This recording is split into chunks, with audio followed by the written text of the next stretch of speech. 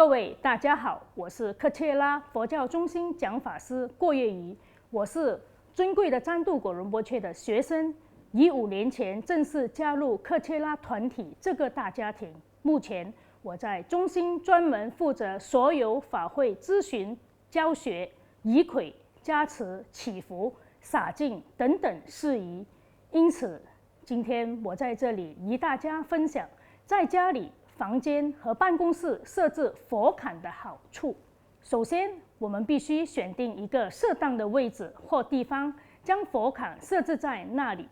设置佛龛的地点、方向和空间的选择，可以做以下考量：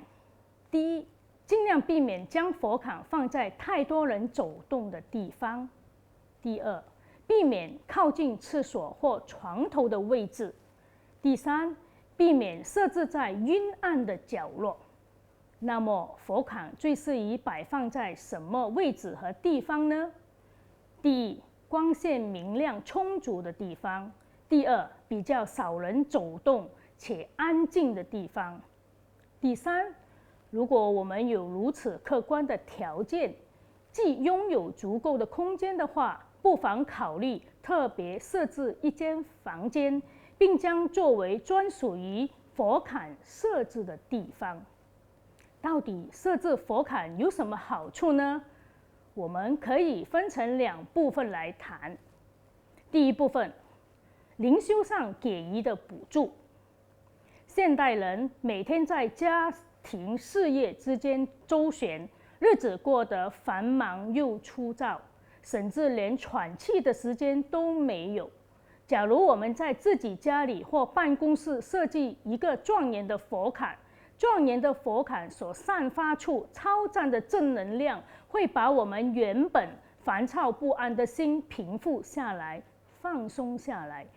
如此，我们的情绪被转换了，被调伏了，自然地压力被疏解掉，烦恼不见了，牵绊多时的问题也得到了解决。这样的情况之下，进行早课祈祷时会显得格外专注和投入，这肯定对我们的灵修精进程度有着很大的帮助。每天对着庄严的佛像进行大礼拜、早课、祈祷时，让我们更加能够专注的修行。美丽庄严的佛龛提供了我们一个美好的机缘，进行广大丰盛的供养，累积无以计数如海洋般的资粮田，因而促使我们与三宝结下更深远的缘分。在家里或办公室设有佛龛，也可以时时刻刻提醒我们修行的重要性，还有使我们常常惦记着佛陀美好的品质，不至于迷失在世俗红尘中，例如商场的奸诈、情欲的枷锁、职场的勾心斗角，以及沉溺于个人的爱恨情仇中。此外，还可以让我们升起对上师佛陀的感恩之心，并启发我们走向成佛之道。举个例子，我曾经到过一位佛友的住家，偌大的一间家，所有家具包括沙发、电视机、橱柜、电脑和冷气，样样俱全。唯有摆放在大门口前面的佛龛十分简陋，杂物乱放，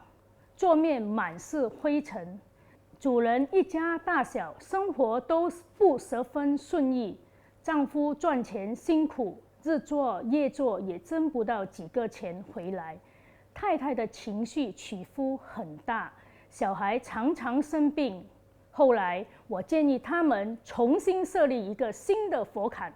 开心的是，这家人照做了。事隔整整2、3年，我发觉这家人的情况，无论在金钱、家人和家人之间的感情，还有健康状况，明显有所改变。这就是设计佛龛很棒的地方。第二部分，在环境上给予的补助。设置佛龛可以加持和净化家里或办公室内的磁场，也可以保护四周环境的能量，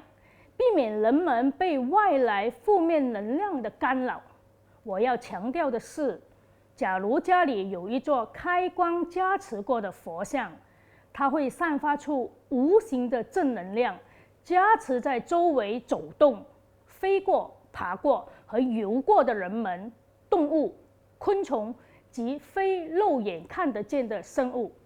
可能你还意想不到，它还可以加持在我们四周徘徊游荡的灵体，即是我们大多数人肉眼看不到的众生。这些灵体因为得到加持而感到高兴，他们心事平复下来，就不会对我们产生妒忌而给予我们添麻烦或打扰我们了。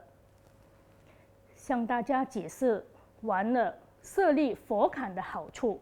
是分享如何设置和设计佛龛的时候了。当我们下定决心要设置佛龛，可是要怎么开始呢？应该挑选怎么样的佛像呢？佛龛上应该摆放什么样的贡品呢？这些正规又带繁杂的事项，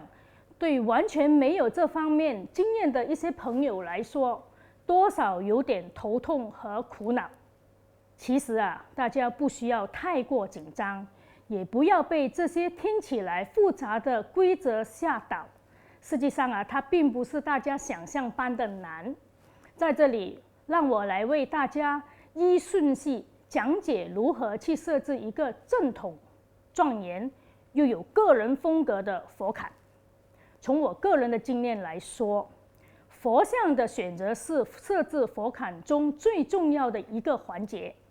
因为佛像是整个佛龛命脉或中心点。选对了佛像，自然在摆设时就变得比较轻松简单。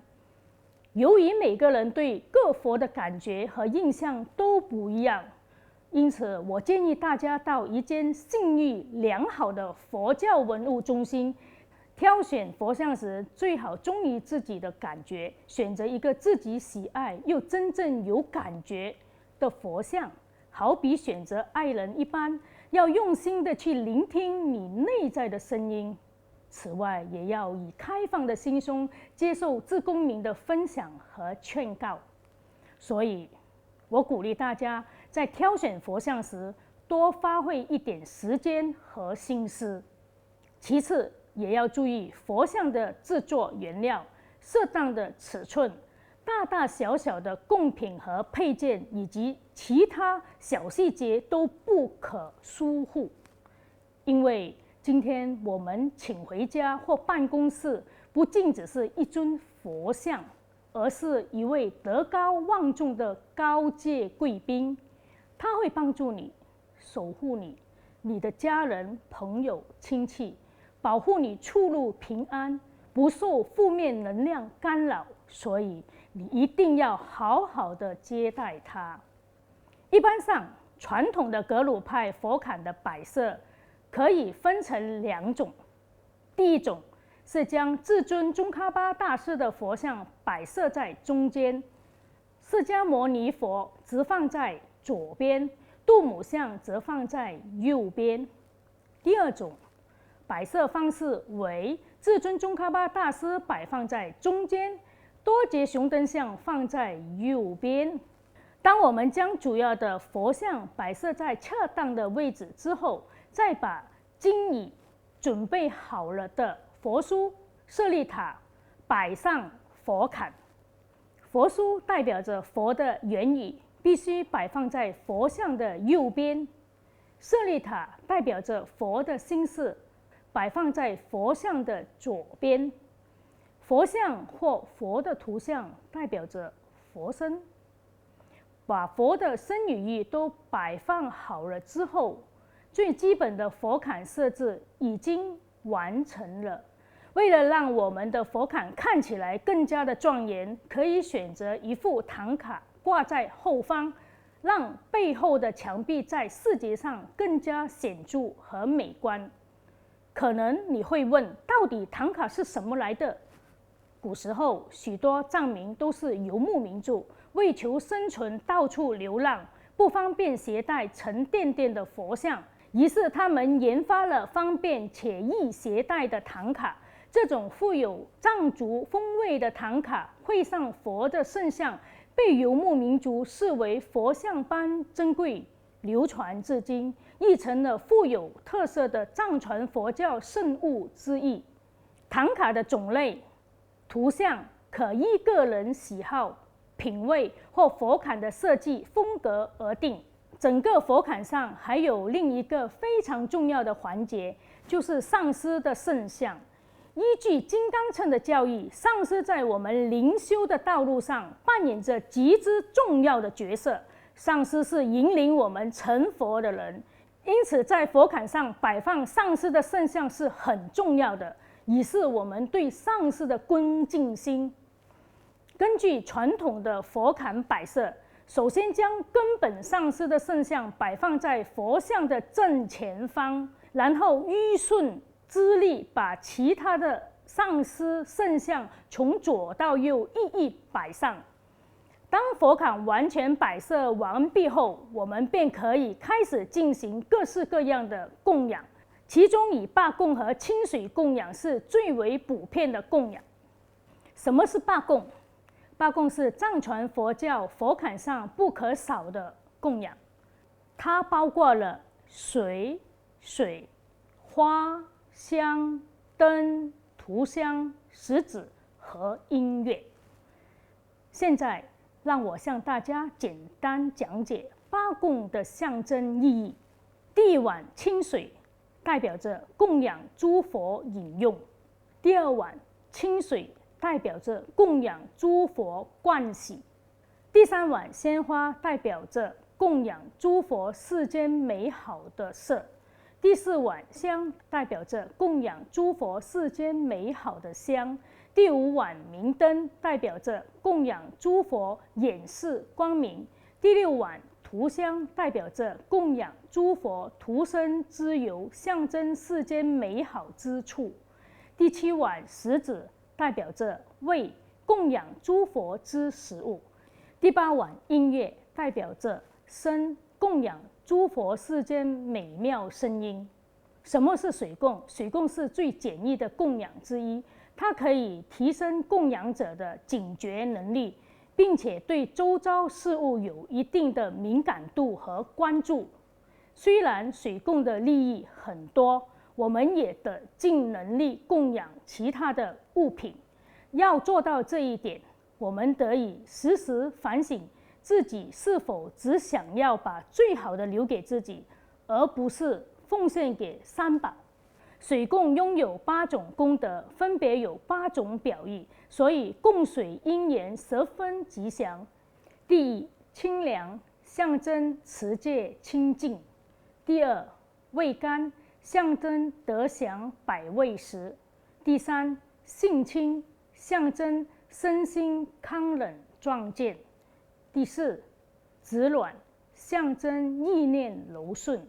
第五，清澈，象征意念清明；第六，无臭，象征净除罪障；第七，玉喉，象征音声和雅，成就妙语；第八，养胃，象征身不生疾，健康无病。在做水供之前，所有的供碗应该是以碗底朝上的方式在佛龛上排成一列，或者以贴起来的方式安放在佛龛的一端。供养空碗代表对佛的不敬，它将会减少你的功德。此外，将碗口朝上的空碗留置在佛龛上，也会吸引邪灵来干扰你的修行。水供的数量可以做7碗或8碗。7碗水供的第一碗代表供佛菩萨饮用的水，第二碗代表诸佛盥洗的水，另外5碗代表我们的感官，8碗水则是5碗水代表5种感官，另外3碗代表我们的身与意。我们供上我们的感官及身与意，就是为了去除我执，以及对事物的执着，并且累积功德。首先，我们将碗排成一列，拿起最左边的供碗，注入清水，口里念诵着 Om Ahom 以净化清水，然后把碗里的水倒进第二个供碗里，留少许水在第一个碗中，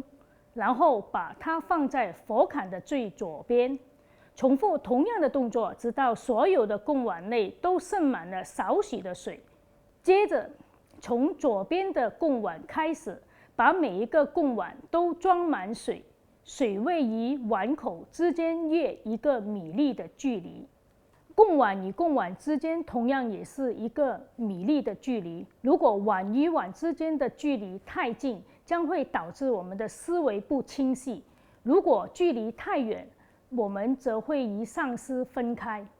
若我们在倒水时把水溅出碗外，这将导致我们无法持守清净的戒律。如果没有将供碗里的水倾倒所要求的水平线，将会导致我们的生活水准降低。这些方针有助于我们在做水供时提升自己的警觉性与觉知力。完成了水供之后，我们应点燃1支香，将它供养给宗喀巴大师。我们也可以用香绕着供品和佛龛的上方挥动数圈，以净化这些供品。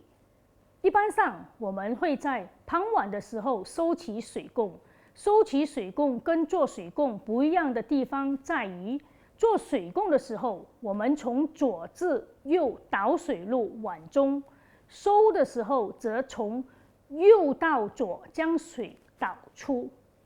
大家可以准备水桶或水壶，以方便我们将供养后的水倒入其中。之后用干布将供碗擦干，然后将供碗覆盖排成一列，或将供碗叠起。此外，我们也可以供养曼达拉，其意思为将世间所有最美好、最珍贵的奉献给诸佛，以启发我们对人、对情感的慷慨心。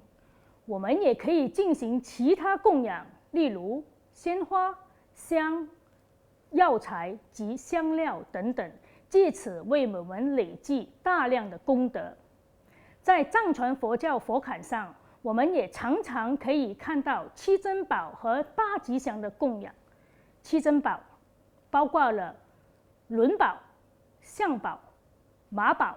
君宝、城宝、摩尼宝和后宝。七珍宝也作为人心的7种比喻：知足、感恩、精进、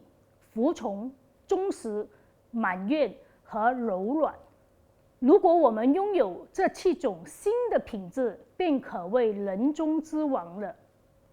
再来，我们谈一谈八吉祥。八吉祥别称为佛教威力的8种物象，它由8种四肢、即眼、